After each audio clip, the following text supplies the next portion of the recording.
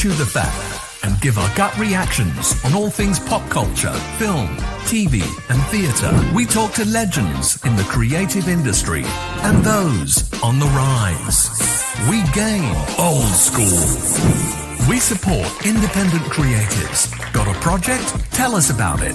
Get in touch. We do all of this, and a whole lot more. Like, subscribe, get involved. Join Steen Anthony Nielsen and the Outcasts Creative. We talk to the legends of the creative and entertainment industries.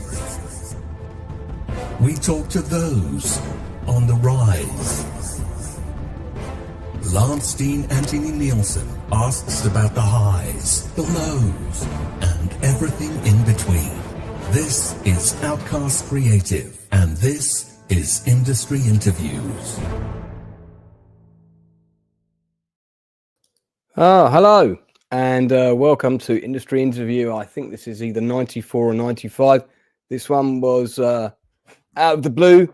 Not scheduled originally, so sorry for the short notice to both my viewers and my guest. I am wrapped up like a sausage and have a Rudolph the Red-Nosed Reindeer impression for good reason. I am still down with that horrible lurgy that's been going around. I'm on the mend, but still a little bit chesty. So I will be coughing and wheezing throughout the interview. Anyway, let's move on. So, the Romford Film Festival was a festival I attended some years ago now. I can't remember if it was the Romford Horror Film Festival or the main one. In a cinema, funnily enough, in Romford, Essex.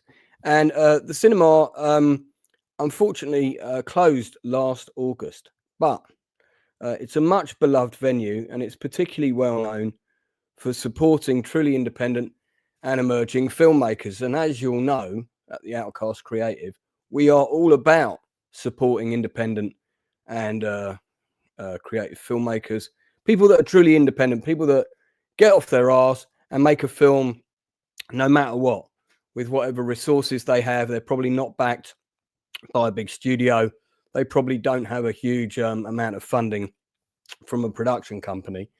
The man behind the Romford Film Festival and the Romford Horror Festival, which normally happen in February and May respectively, is Spencer Hawken. He is also the head of the Romford Film Trust, and he is my guest this evening. So without any further ado, Spencer, welcome to the Outcast Creative channel.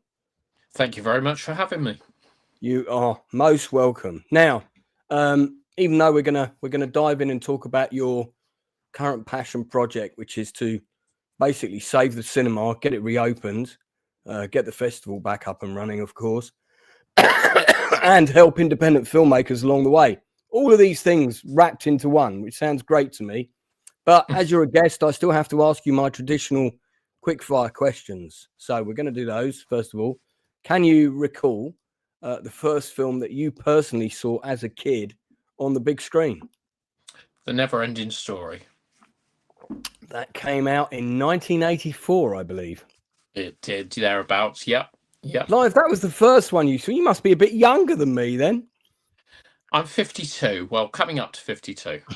Damn, my parents let me go. You're about the same age as me. My parents let me go to the cinema really young. What was the last? I was going to say, it wasn't until quite late in my childhood that I got to go. So yeah, right. We were one of those poor families that you read about in books. Okay, 1984 was a really good year for films. I mean, you had Terminator came out that year. Oh my God, I went to see a double bill of Bachelor Party and Revenge of the Nerds that year. One of the first 18s I blagged my way into. What was the last film you saw on the big screen where you bought a ticket? I think it was Falling Stars at Locarno Film Festival. Do you have a movie that you watch every year? I can see you've got a few movies behind you there. But have you got one that you watch every year without fail that is like, I've got to watch it at least once a year?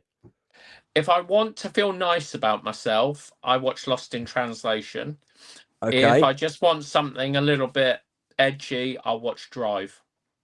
Drive. Okay, that's interesting. Do you have a film that you watch once a year that you consider to be a guilty pleasure? I don't know about guilty pleasure, but a film that I love to watch is The Little Girl Who Lived Down the Lane. Okay, fantastic. Do you have a favourite television drama show since the year 2000 that you consider groundbreaking, that you watched all of the seasons? So far, Silo. Oh, yeah, that's a good show. I am enjoying that, actually, has to be said. Yep. Okay, what about one a little bit before that? Going back a ways. Well, I mean, it's going to have to be Twin Peaks, isn't it? Twin Peaks. All right. Yeah. Okay, fantastic. At the end of that round, you score 5 points. Well done. Thanks very much. Right, so let's move on. Let's talk about you've had quite an interesting life. You've had a number of different jobs. I think at one point you worked for Instagram, I read somewhere. Yes.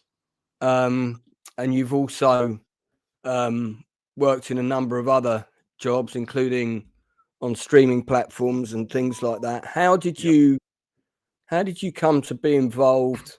Because you set up the Romford Film Festival, from what I understand. Yeah. I think prior to that, you had been a judge at a couple of festivals. Yes. Including New York Film Festival, Telluride Festival, which is quite a well-known one. How did the Romford Film Festival come about, and was it always at the Romford Cinema or the Lumiere? I think it's the Lumiere Cinema. It's official name. It's going to be Lumiere, yeah. Going to be Lumiere. So it was Premier Cinema. So in a nutshell, I was kind of dragged unwillingly into Romford Film Festival. I wanted to set up a film festival, but I didn't think that I had the time to do it because of my job. And then someone came to me and said, I want to set up the Romford Film Festival. And then basically we kind of worked on that for a couple of years together, and then he dropped out, and then it just became Natalie and myself. And then all of a sudden we got this little gang of merry men and women who kind of fell in behind us. Right, yeah. I think if you're going to run a festival, you've got to have a team. That's really important. And when was the first year that the Romford Film Festival won? 2017. Okay, so I think that was the year that I went. I think it was. Okay. I think it was the first one. Yeah, I went for a friend screening. I was in and out. I didn't hang about. But as a festival programmer, as a festival organizer, we're going to talk about your campaign to save the cinema, and de facto, I assume, resurrect the festival as part of the process. But just as a festival organizer, because I've got quite a strong view about film festivals, which we'll get onto. What do you think are the key things for a film festival to be able to turn around and say, yes, we are a legit film festival? You know, you should come and support us. You should submit films to us. We're a festival worth your time. What are the key things that a festival organizer should be? What boxes should they be ticking? It depends on whether you're going from a filmmaker's perspective or an audience member's perspective. Well, let's do the filmmaker first. Okay. So we offer complete transparency. Anybody that wants to see the feedback that's provided on the films, they're more than welcome to see it. I always encourage people to submit their films to film festivals by Vimeo and give individual links to their film, so that they can look back and check that their submission has actually been watched, has actually been viewed. Yes, very important, very important. And I can guarantee you that anyone that submits a film to us with the video file stored in Vimeo through Film Freeway, I can guarantee you they will see at least 7 views of their film from Romford Film Festival. Right. And that's Okay. because we always make sure at least 7 people watch their film so that we get the best possible view from as wide a possible group of selectors as we possibly can. So we've Sure. got age groups from their 20s to their 60s watching these films. And Oh, they all have a history of working within film, whether it's been just for a few years yeah. or for a very long period. And what's I know there's 2 festivals. There's the Romford Horror Festival, and you've got the main one. Let's stick with the main one. What are the criteria for your team, your screening team? What are they looking for? You know, what are the ticks? What are the boxes that are getting ticked? Obviously, they like a good story, Yeah, but it doesn't necessarily have to mean it's fantastically made. And the sure, reason why we say this is because sometimes the best stories don't necessarily have the best production value. And we're not trying to advocate terrible filmmaking, because with the greatest respect to filmmakers, there's a lot of terrible filmmakers out there. But sure. if we like, when we look at a film, we say to ourselves, okay, we understand that they've not got any money. We understand they might not have cast that have experience. We're trying to look at what's at the base of it all. Is the story good, and can everything else be improved upon if, for example, someone gives them a little bit of exposure, gives them a little bit of love, and tells them what they need to do on their next production? And that's kind of what we try to do with Romford Film Festival. So you might have a film that is literally someone and their friend acting out the roles, and they're being their own cameraman, or woman, but they are looking at film. They've created something, and it's got a story. And actually, with a little bit of money and a little bit of love, that could be something so much better. And that's one of the key things that we look at when we Sounds look at like the selections.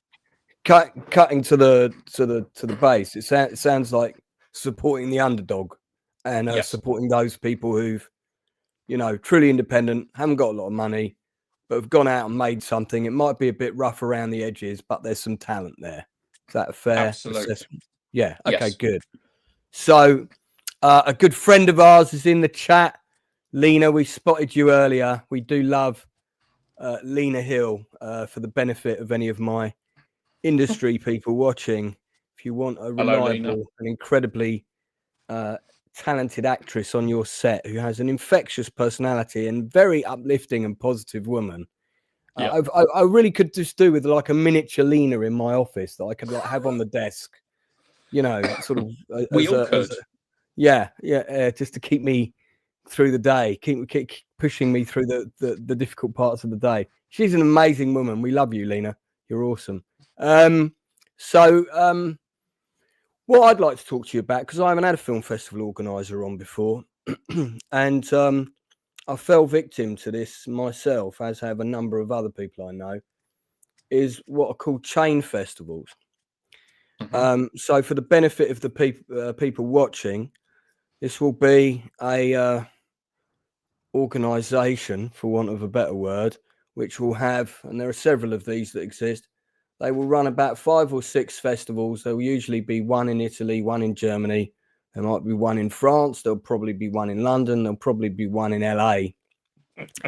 And it might be called like the International Filmmakers Festival of LA. And then you'll have the International Filmmakers Festival of Milan and blah, blah, blah.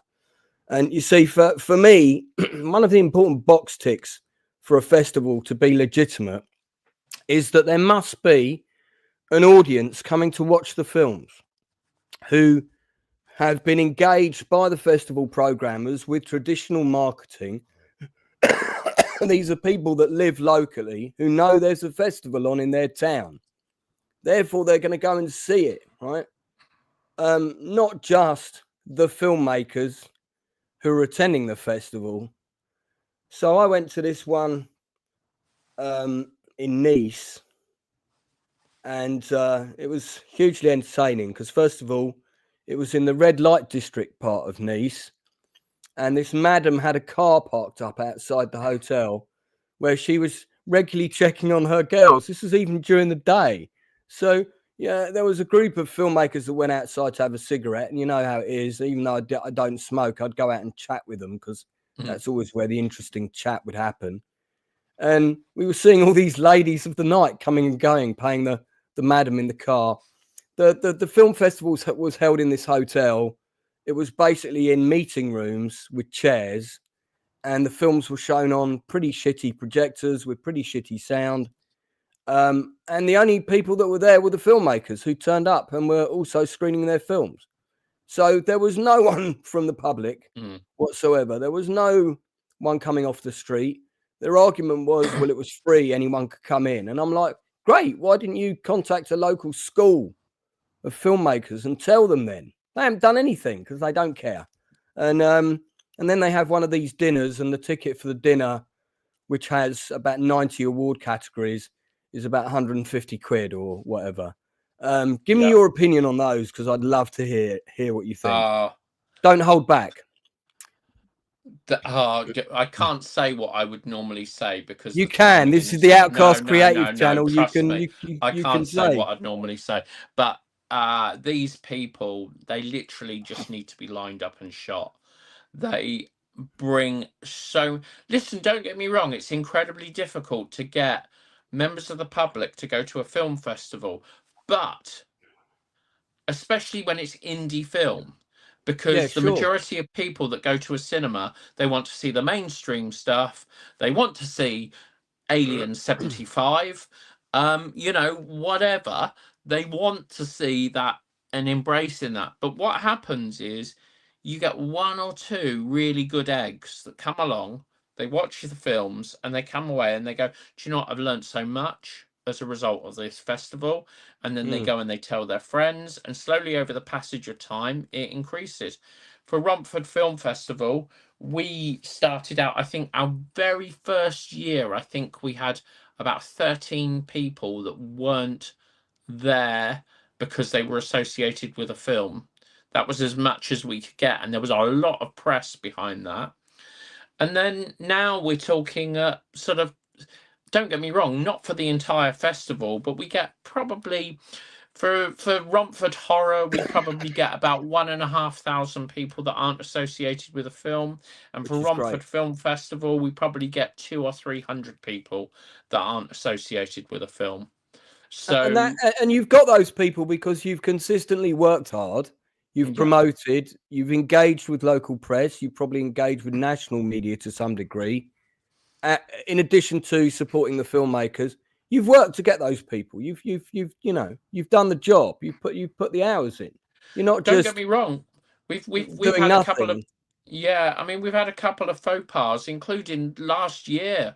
We had an amazing film, but the concept clearly didn't, I don't like this word, resonate with the audience, because what actually happened was everyone went into one screen, and this poor filmmaker and their film was left alone because, to be honest with you, although the film was really well made, the trailer was good, they didn't do anything to kind of promote their own film screening.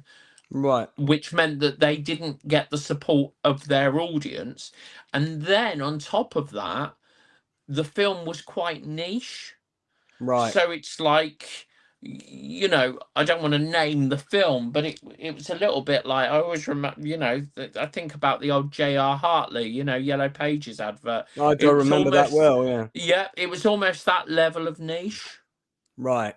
So I mean, you've got to. Yeah, I mean, I think because you normally run a couple of screens, don't you? If I remember rightly, and so things are going to go up against each other. You can't help that, and you're also trying to fit in as much as you can. Yeah. But I mean those are different kinds of problems, and I mean, I'm not saying that filmmakers who turn up at small indie festivals like yours shouldn't also do their own groundwork. They absolutely should. Push their projects, and they should encourage people to come, and they should engage their own social media and therefore de facto support the festival in return. That is very different from a festival whose sole purpose really is by making money from the filmmakers through both the submissions on Film Freeway and the tickets for the dinner, which are outrageous price. And then you see how many people are crammed into that award ceremony. And that's how they get people to turn up, I've realised, because they nominate you for all these awards and they make sure that every film that gets submitted that's on at the festival is nominated for a couple of awards. One of the things that I realised quite quickly, you covered this earlier, when I was talking to one of the judges, and I got Best Director at this festival. Obviously, I was very pleased, but I said to him, so what do you think of the ending and of the film? And he went, oh, yeah, really good, very, very moving. And I was like, well, which it was. And I was like, I said, what did you think of the bit with the helicopter? Did you like that? Or did you think that was an unnecessary expense? Oh, no, the bit with the helicopter was great. There's no helicopter in my movie. Yeah. There's no helicopter in my film. So, I cottoned on very quickly that these three guys that were sitting in tuxes who were supposed to be the judges hadn't watched a bloody thing. They hadn't watched any of them. And, so I just think, and I got introduced to some very shady people at that particular festival who we won't get into what happened there, but they went on to cause a lot of damage. And, it is a bit of that circuit is I call it a bottom feeder place. Yeah. And you're right. It makes it harder for sincere indie film festival people to attract their audience and also attract filmmakers and submissions, because people have been put off by those bastards, basically. And you're right, they should be lined up against the wall and shot. All right, anyway, let's move on from that. And don't get me wrong, and I have to hold my hand up and say this. Sometimes I don't get to watch all of the films that we screen. But no, well, I mean, that's why you have a team. Yeah, but if someone comes up to me and says, what do you think of my film? I'm going to turn around and say, look, I'm really sorry. I haven't had a chance to watch it, but don't worry, I will. And then I'll come back to you. But, sometimes we get as many as 1,000 films submitted to a film festival. Yeah.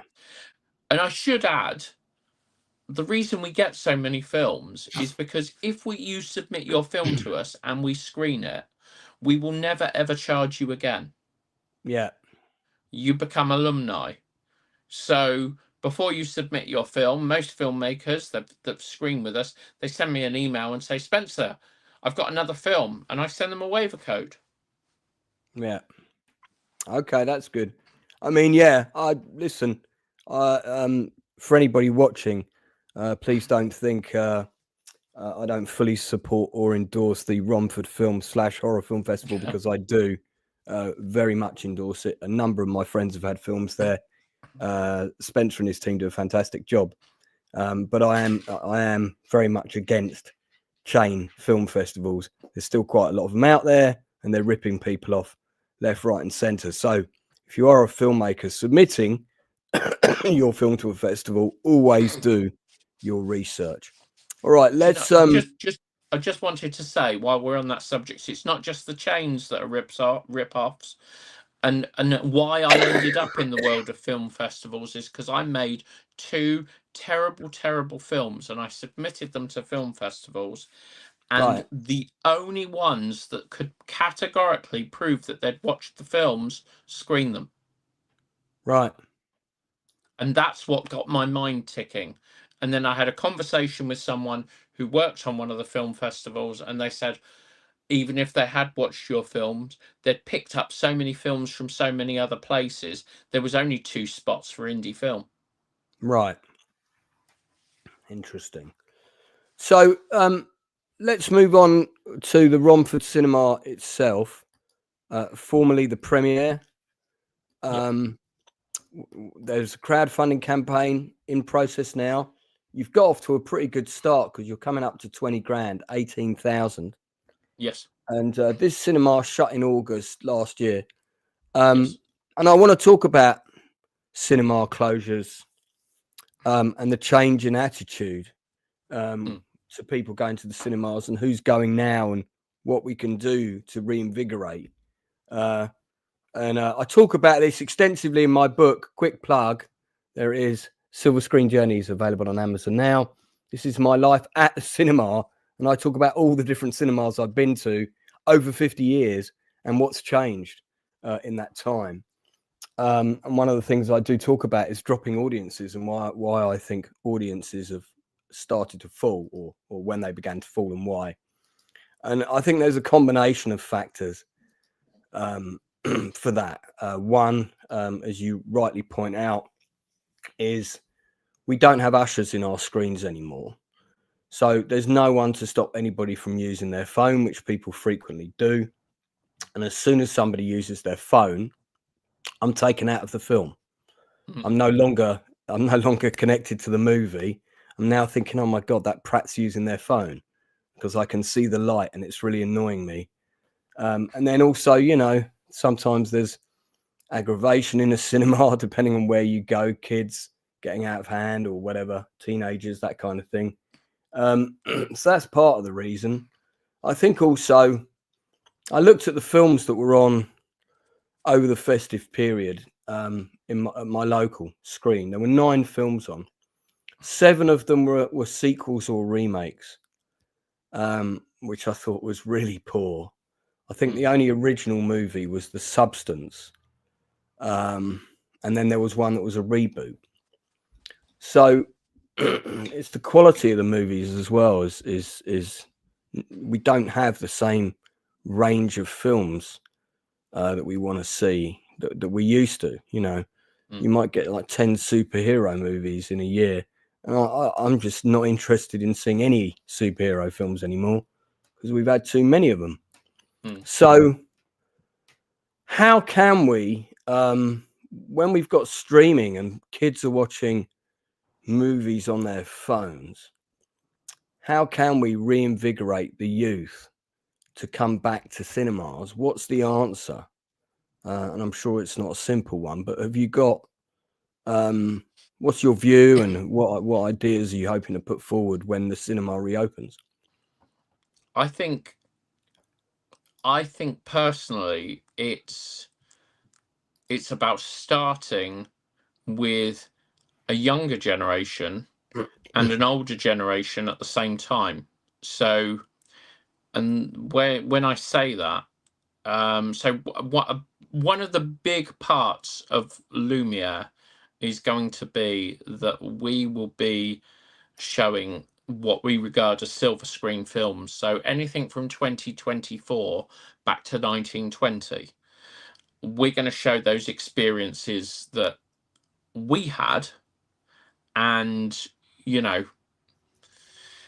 the experiences that we really enjoyed, and share some of those memories of the films that probably we've only ever seen on TV screens, on the small screen, or at home on Blu-ray or DVD, whatever. Give them a big screen outing, so, and bring some of the older audience back into screen. And then we're going to go from the other end, targeting the kids from a very young age. So one of the things we're going to do on Monday mornings is have what we regard as noisy screens, where parents can take very young children into a screen and they can watch us. And these are going to be clearly marked out, these specific screens. And we are going to let the parent catch up on the latest film and not worry about the fact that if their child cries, they immediately have to run out the screen with it. Yeah, got you.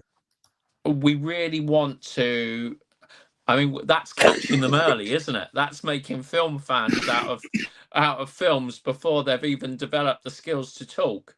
But actually, that audience, that parental group, they're the people that, they want those experiences. They want to be able to keep up with what's going on with the latest films, but they've got this tie of a young child that they're historically kind of like, they're told they can't go to the cinema and they can't watch these films because their child might interfere with somebody else's viewing. So we kind of want to stop that. We want to be able to give them something. And again, the other thing with the other end is on Thursdays we're going to be providing, this is paid for, this isn't us just turning around and going, oh, we're going to show free films, but the 10, 11 and 12 o'clock screenings on Thursday mornings, we will be providing a free film, and during the winter months a hot drink for anyone over 60. Okay, blimey, I'll be there in about 8 years. You'll So be both. I think, yeah, Carrie, for example, here, no relation to the film, I assume. Noisy screens will be great. Parents deserve a chance to watch films too. Yeah, I think Absolutely. tailoring different types of screenings to different types of people who have different types of limitations is a great idea. I mean, I would love to see, and I also think your idea of doing older films is a good one as well, because I say this in my book, you can only see a movie for the first time one time. Yep. And how and where you see that film and under what circumstances massively impacts how that film impacts you. So there'll be a lot of kids out there. I'm going to pick one of my favorite films from the 70s as an example of this that maybe you might want to grab. There'll be a lot of kids out there under the age of 12 that won't have seen Towering Inferno because it's not readily available on a streaming platform from what I can recall. I mean, I have 2 different DVD versions of it. It's not screened on TV regularly anymore because it's an old film. Like when you and I were growing up, it was on almost every Christmas. But that would be a great movie to see on the big screen for the first time, as would the original Poseidon Adventure, also made by Irwin Aaron. Now you're talking. Yeah, so I mean, that would be 2 great films. For example, like I'd probably travel to Romford to see to see Towering Inferno on the big screen. So you could be doing similar seasons to the Prince Charles, but stuff that they're not doing. And I think I'm reading here that the cinema's got 6 screens as well. Is that right? It's actually got 8 screens, but 8. we're going to cut them down to 7. Right, that sounds sensible. But yeah, Poseidon Adventure is actually in our first month lineup. I might have to come to that. That film is in my book. That and Towering Inferno are both in my book, actually. Funnily enough. So you're coming up to £20,000. The target is 100,000, right? Yep. And I mean, when the cinema reaches the funding target and it's going to reopen, this is going to be an completely independently run cinema by a trust, self-sustaining ideally. Yes. Independent filmmaker Oliver Hollingdale is in the chat. Good to see you, Ollie. This will interest you, mate, in particular, because one of the goals with the cinema when it reopens in particular is to support new filmmakers. So Ollie's a great example. So Ollie has just completed a feature film. Oh my God, the title of it's gone out of my head. I'm so sorry. It's a fantasy feature film about guys going on a quest with swords, and they've got to defeat evil magicians and that kind of thing. And he's going to put it, Gallimere. Thank you, mate. Had a brain fart there, Gallimere. So he's had a cast and crew screening and all that. It's a 2-hour feature film. It's an indie film, but it's a decent film. I've seen it. Exactly the sort of film you should be supporting. So let's say we're a year from now, your cinema has reopened. He comes to you and says, look, I've got Gallimere. I want to kind of tour it around the UK a bit. I'd love to have it on for a week at your cinema. what can you do for me? How would that work? Can you support me? What would your answer to him be? Yes. In a nutshell, yes. Expand on the detail a bit and tell us Okay, how that would work. So first of all, we'd ask to see a copy of the film, and then we would Sure. treat it a little bit like the way we treat the a film submission to the film festival, but we'd also factor in a number of other things, such as where's it shown, what's it been up to, how well is it promoted, because we have to be a little bit mercenary about this. And then in a nutshell, we turn around and say, well, this is what we're going to do. We're going to show your film every day for a week. We're going to move the time spots. We're going to split whatever the revenue is that we take with you 50-50, and we're going to report those sales to Comscore, so that for a number of reasons. One, if anyone searches your film, it's going to turn around and say, Gallimere is showing at Romford Lumiere at 7 p.m. on Google. But also for your if you want us to report it to Comscore, that is, of course. But for your benefit, you've also got some London released, because I mean, let's not forget, Romford is actually London. And it's like you can turn around and say, I had my film screened at a cinema in London. Yes, granted, it's Greater London, but actually that might do something good for you and the way your film is seen. Plus, it gets it to an audience that might not necessarily have seen it, and it will get people talking about it. It'll get people reviewing it. And that's going to help you in the end result, because ultimately, sooner or later, your film's going to end up on streaming. And those people are going to turn around and say, oh, actually, I saw that film at the cinema and it was really good. You should watch it. Yeah. Well, so it's kind of a mixed bag there.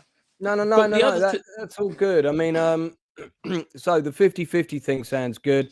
All the things like, where's it been so far, in i.e., if it's already done a week down the road from you, you wouldn't want it on there.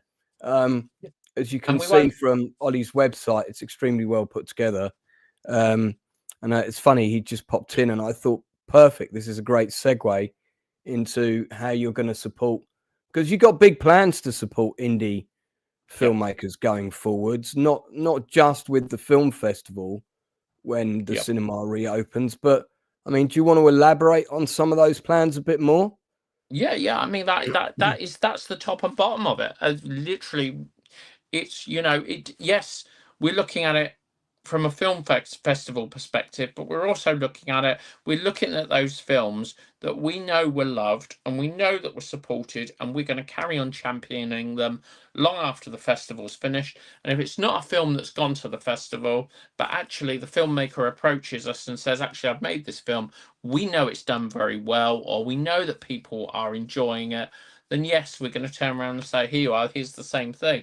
But also, in addition to that, one of the biggest things is a lot of filmmakers, they talk very early on to salespeople who persuade them not to show their film at film festivals, but still want the filmmaker still wants to have some sort of extravaganza.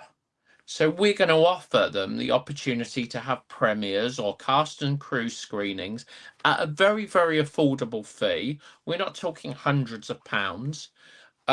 We just want to give them an opportunity to have that feeling in case, of course, they believe their sales agents are actually going to sell their film for them.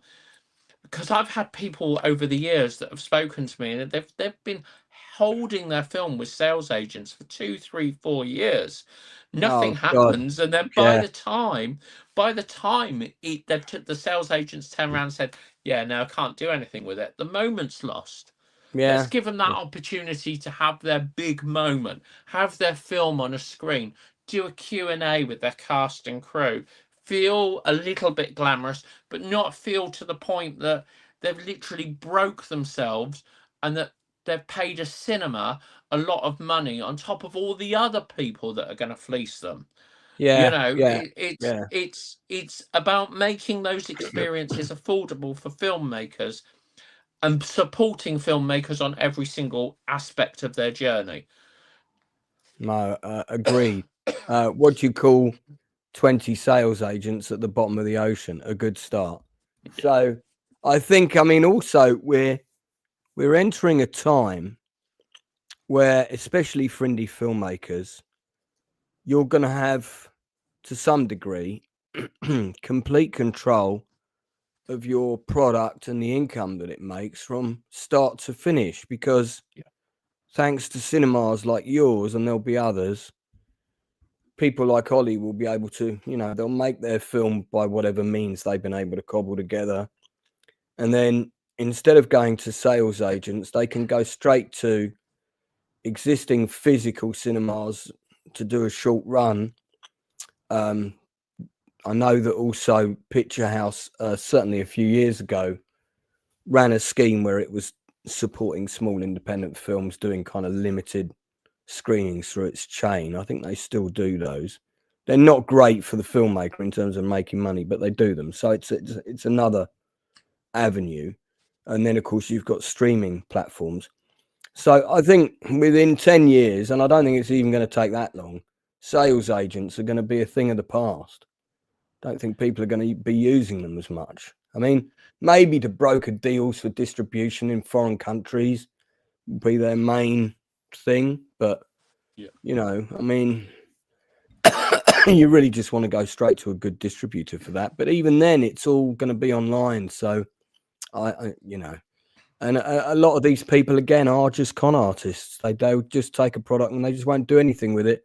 The reason they want the rights to it is in case you do something with it and suddenly it takes off. And then, of course, they're going to be raking in the money and will probably take ages to pay you. I think the thing that really grinds my gears is when you get these multiplexes that have like 14 screens and then they won't support indie filmmakers in any way, shape, or form. Yet the reality is you've got someone like, I'm not trying to slate them, but you know, they are in the wrong, an organization like Walt Disney that own a million companies underneath them, and actually they charge the cinema 97% of their admission cost. Right. And that cinema could actually allocate an entire screen to independent film, and even if they only sold 4 tickets per film, they're probably moving into stronger profits than if they were showing the Disney film. Yeah. I mean, I've worked at a cinema on the front desk. I've also worked in booking for Canon for a while. So I'm pretty familiar with all the back deals. Hey, you've got to take this film for a week and all this kind of thing, and we'll give you this one for a week. And I mean, when the Lumiere reopens, and it will reopen because Spencer and his team are very passionate and they are going to succeed. So you should support this campaign. Please do support it. When the cinema reopens, presumably you're also going to have to, in order to keep things ticking over, you are going to have to show new releases. You know, you're going to have to show some studio films. How are you going to juggle that and still keep adequate screen time to do? Obviously, your festival times will be booked out in the year already in the calendar, but how will you keep screens flexible to continue to support filmmakers the rest of the year round when you've also got to juggle other feature film releases? Yeah, so we're only going to show the mainstream films over 4 of our currently 8 screens. So Transformers 17 and you know, Marvel Avengers Assemble again or whatever, that kind of stuff. And we're not going to get into that malarkey over you know, a studio turning around and saying, I demand that you show my film 6 times a day. We are going to show that film as many times as we want to show it and as many times as we feel it is suitable to show that film rather than be dictated to. And actually, yeah, we're going to upset a lot of people. But if you don't start making change, nobody else is going to make that change for you. And it's about time we started turning around as independent filmmakers, individuals that go to cinema and turning around and kind of saying, actually, there is another way, there is another change, there is something else we can do. We don't need to watch Shrek 5 every 45 minutes on a different screen. We need to start offering things to people that they want to see. I use this example all the time. And I always say the name of the town wrong, but it's Banshees of Inisherin, or words to that effect. Yeah. So that film screened in select cinemas about 2 months before anyone outside was screening that. It was only when, oh, hang on a minute, this film's Oscar nominated. It's only at that point, or BAFTA nominated, it's only at that point people suddenly think, oh, actually, let's take a punt on this. We need to be making a punt on these films much earlier on. And do you know what? If it's showing at a Curzon cinema, we need to be offering those films out, because you just never know where those little gems are going to come from. And actually, there was some research that I was exposed to recently, and it said that 20% of people from cinema paying audience from our area travel into central London to watch film. They don't watch that film on their own doorstep. So what are those 20% of people seeing? We need to entice them back to our regional cinemas and show them the things that they want to see, so it doesn't cost them an arm and a leg and a whole night out to go and see those films. They can come and see that film locally, shorter period of time, get home at a decent hour, and not feel like they've been mugged by everybody that's going to take money off them over the course of the night. Yeah. I agree with that. I mean, there was a time when, you know, if certain films came out, I had to see them at Leicester Square. I wanted that experience. I wanted that audience of 1,000 people around me, seeing all 3 Lord of the Rings films under those circumstances was one of the best film experiences of my life. I could name many others, but hey, go and buy my book. You can read about them. But that experience in the West End is very rare now.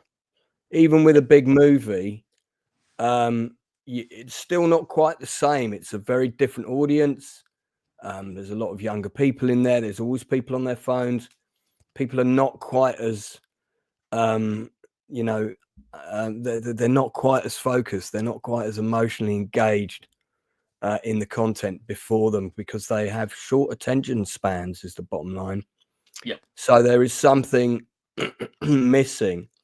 And I think if we can bring that atmosphere back to independent cinemas, that can only be a good thing. I mean, I'd much rather see a movie in a smaller screen with 200 people who are all as up for that film as I am. Good example being Spy Who Loved Me at the Prince Charles last year, over going to see that same movie, which incidentally was on at Wood Green because they were re-releasing all the Bonds last year. And I probably would have seen it with 2 other people. Sometimes I don't mind that, but certain types of films, you want that atmosphere. You want that, everybody everybody's up for it. Everybody cheers, at the same bits. That's part of the experience for me. Which is why I like going to the cinema with people. I hate going on my own. I know some people love going on their own, but I don't. So I want to pick up on, having said that, some of the things you talk about here. So there's lots of information on here. The link, by the way, is already in the blurb below. I have put it up a couple of times in the chat. So some of the money is going on fairly standard things like toilets needing a complete overhaul. I imagine any toilet in Essex probably, needs that. 34-year-old curtains. So you're going to install a lift to improve accessibility, etc.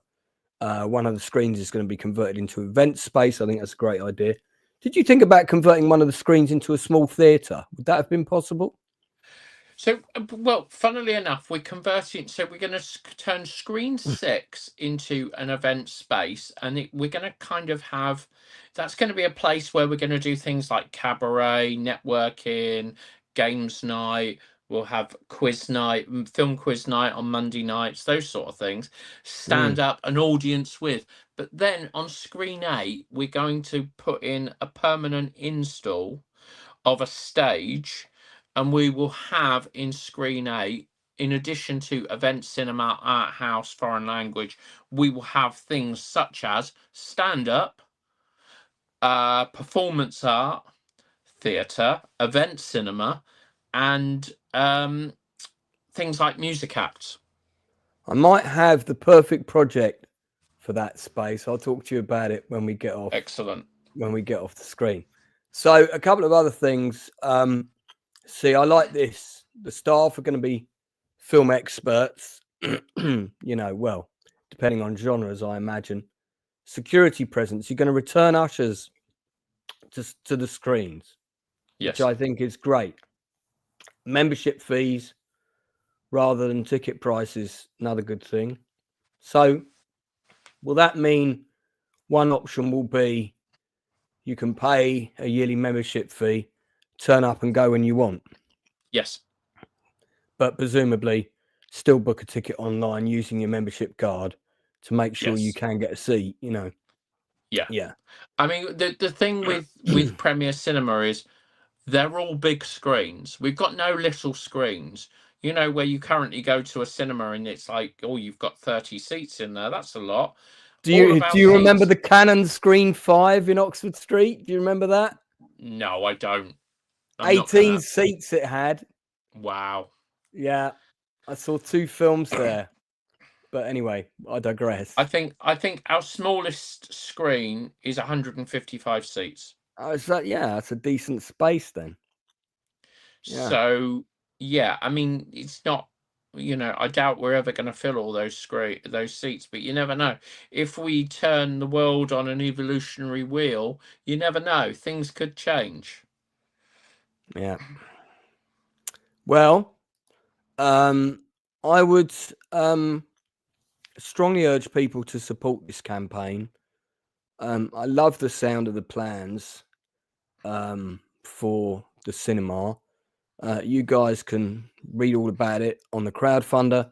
It's now going to run for another 35 days. What are you going to do in that 35 days to try and get this a bit of a boost? And incidentally, if any of my other YouTubers are watching, I'm sure that Spencer will be more than willing to come on your channel and talk about this campaign to save this wonderful cinema and all the things he's going to do with it. So, please don't hesitate to contact him. But yeah, Spencer, what else are you going to do to try and get a bit of PR? So what we started off doing is probably what a lot of people do. They start off with their social media. They start off with their friends, their family, whatever. And then they kind of widen the net a little tiny bit. They start off with local press. And then they take it up to the next notch. And obviously, the more money we're able to raise, the more chance we're going to get of a slightly bigger beast being interested in this. And we've got plenty more strings to our bow over the coming weeks to help build this up a little tiny bit. We're looking to do some television. And there's something that's kind of slowly brewing away in the background on that. A lot of radio, and obviously a lot of people like yourselves who have their podcasts, live streams. We'll be doing plenty of that as well, and we're just going to keep beating the drum. But what we've also started doing is we've started putting signs up in the cinema So people, as they walk up to the cinema, are expecting to see Premiere Cinema, are going, oh, where's it gone? Oh, what's that sign say? And that starts spreading where we are in terms of the story that we're putting out there. People can scan the barcode and see what we're up to, where it's all happening. And the other thing that we've kind of overlooked about all this, which I think personally is great, is we're running this as a charity, not for profit, but also we're running it as a cooperative. So everybody that becomes a member that invests in what we are creating, if there is profit, that profit will be divided equally amongst them at the end of each financial year.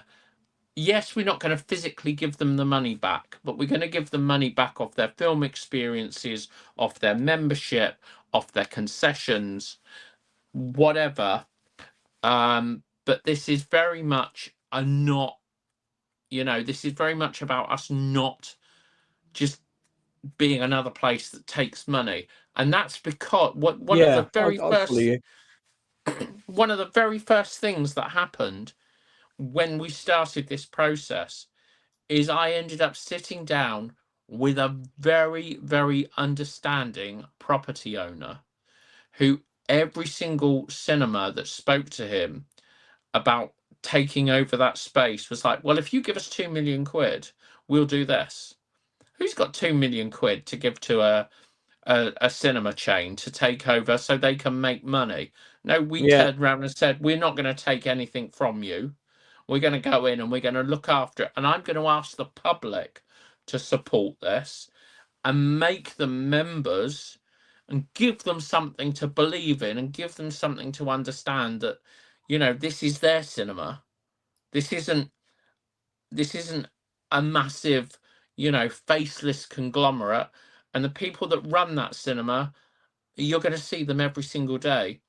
And the people that sit running as directors of that cinema, they're not taking anything. My colleagues that are going to sit as directors on this organisation, we're not going to be taking a wage from it. We're volunteering our time because we believe in giving back to a filmmaking society and giving people that love film an experience they deserve.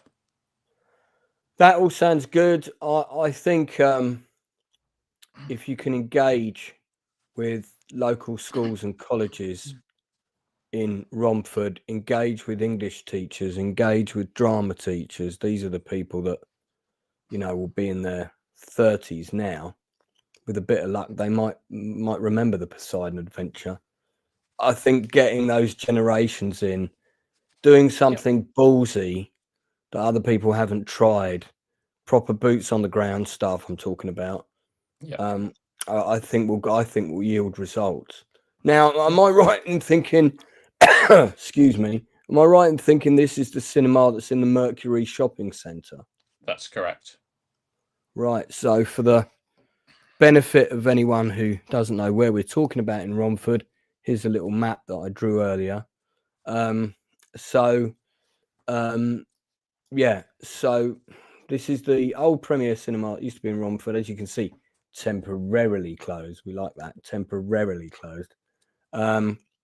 In relation to, there's a helicopter there for anybody a helicopter landing pad there for anyone who owns a helicopter. just So I do remember walking along this road looking for the cinema, thinking, where the fuck is this place? So where is it in relation to the train station? There it is. So here's Romford train station, which is on I forget which line it's on now. Is it the Central? It's the Elizabeth line. Elizabeth line. Oh yeah, you can get there quite quick on the Elizabeth line. That's nice and fast. We like the Elizabeth line. The Elizabeth line is awesome. So so it's about a 10-minute walk from the station, maybe 5 minutes if you've got a scooter. There's quite a straightforward route, and you're literally just at it now. So walk out the train station, turn left, and then get to that first road, which is like Western Road. Turn right up there. When you see the roundabout, you're pretty much on the cinema. I remember walking remember crossing this junction, and I remember it was cold, and it was quite late at night, and I was like, my God, where's the train station? I'm trying to find my way home. But yeah, it was it was a good experience, the festival. Right, okay, fantastic.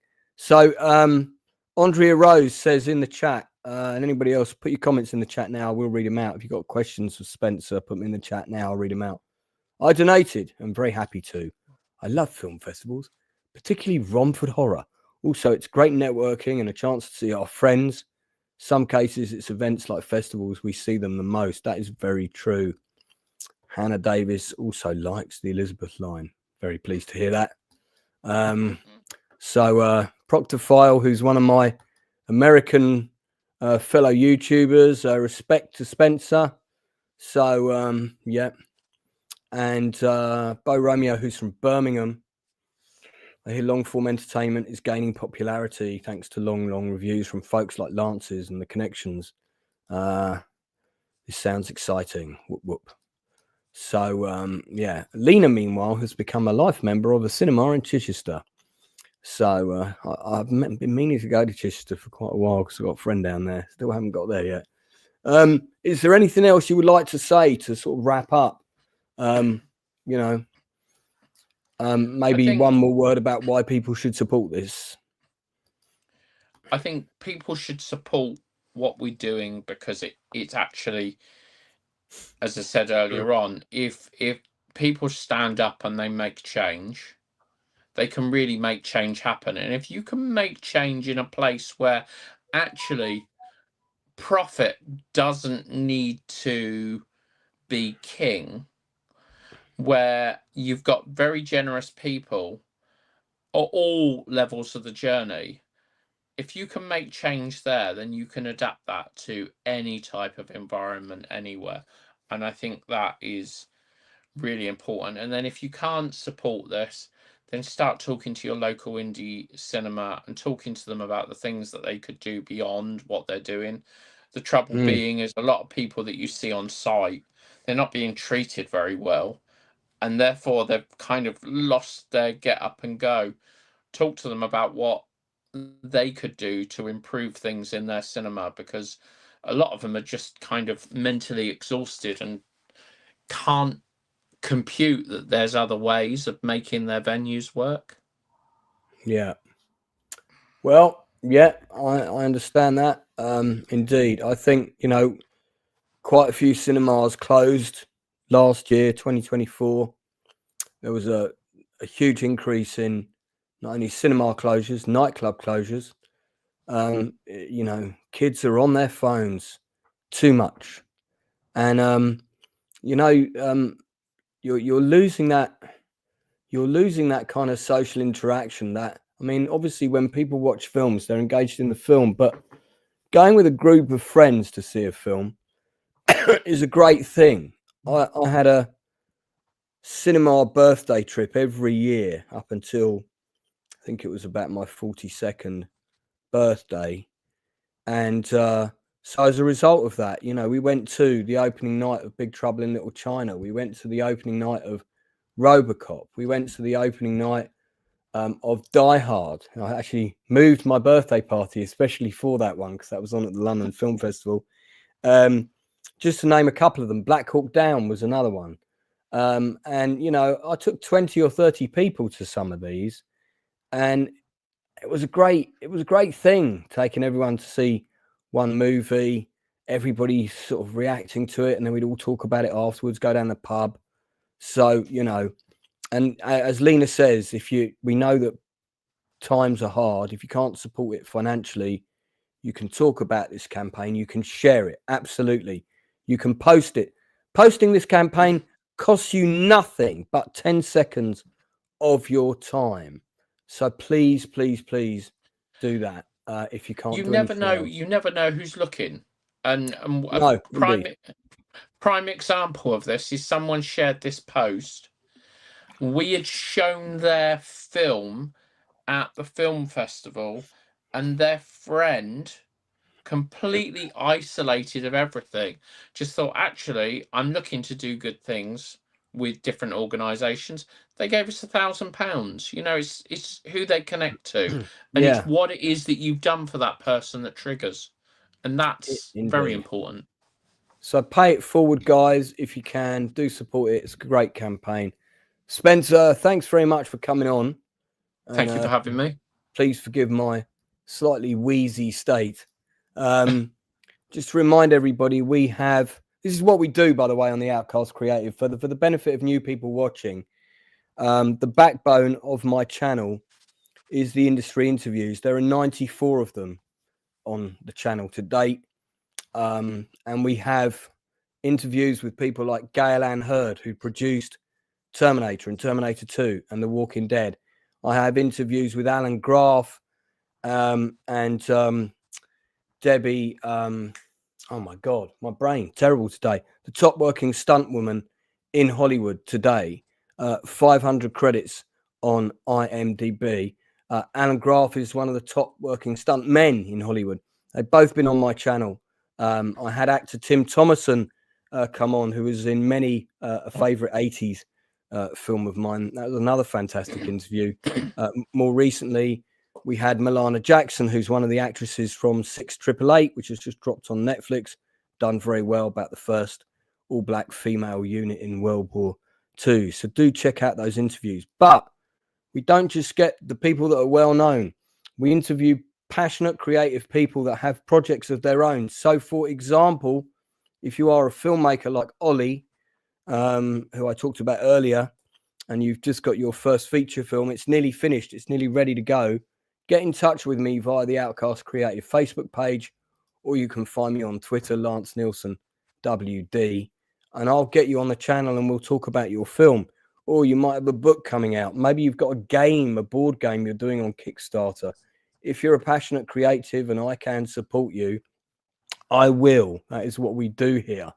Please return the favor by liking and subscribing, telling people about the channel, tell people what we do. The other thing we do is we have a regular review chat show, which is tomorrow at 10 o'clock, where I will be talking about American Primeval, which is one of the new shows on Netflix. It's an absolutely fantastic show. We're going to be reviewing that tomorrow night, along with a whole load of other things. So thanks for everybody in the chat that made comments. Spencer, thanks so much for coming on. Thank you. Do come back when the next Romford Film Festival is coming up. We'll get you back in to promote that. And thank you very much. That'll be when the cinema's ready to go, hopefully. Yep. All right. So that's it from us. Just remains for me to whack on the song. I'll see you all again soon. Do join me tomorrow night at 10 o'clock for the Nielsen ratings. Until then.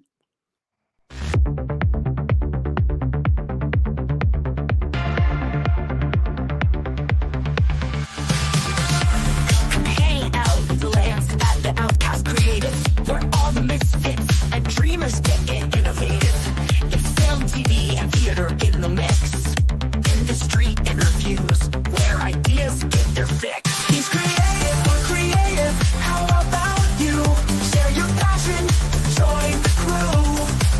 At Outcast Creative, we're breaking through. Hang with Lance and the Outcast crew. Hang with Lance and the Outcast crew. Interviews with fellow artists on the rise and reviews that might surprise. Films, TV shows from back in the day. You might just find a hidden gem today. He's creative, we're creative. How about you? Share your passion, join the crew. At Outcast Creative, we're breaking through. Hang with Lance and the Outcast crew. Hang with Lance and the Outcast crew. Filmmakers, comic book creators, stand up proud. Actors, musicians, board game designers, be loud. At Outcast Creative, amazing's the word. He even interviewed the legend, Gail Ann Hurd. He's creative, we're creative. How about you? Share your passion, join the crew. At Outcast Creative, we're breaking through. Hang with Lance and the Outcast crew. Hang with Lance and the Outcast crew. So come along, take a chance, join the Outcast, hang with Lance.